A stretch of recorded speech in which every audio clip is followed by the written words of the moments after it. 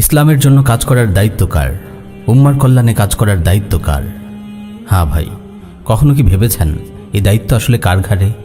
অনেকেই মনে করেন এই দায়িত্ব হলো কেবল আলেমদের। আসলে কি তাই? মোটেই না।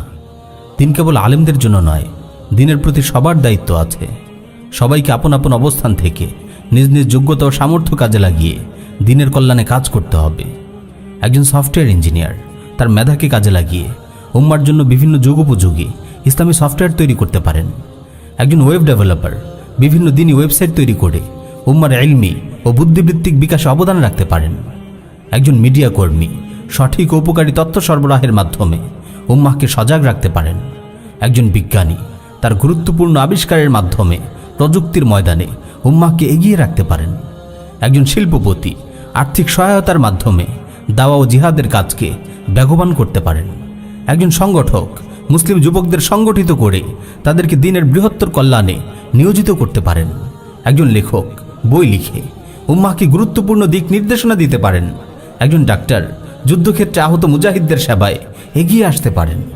এভাবে আমাদের প্রত্যেকেরই আছে আলাদা দায়িত্ব, আছে দিন কায়েমের জিহাদে অংশ নেবার সুযোগ।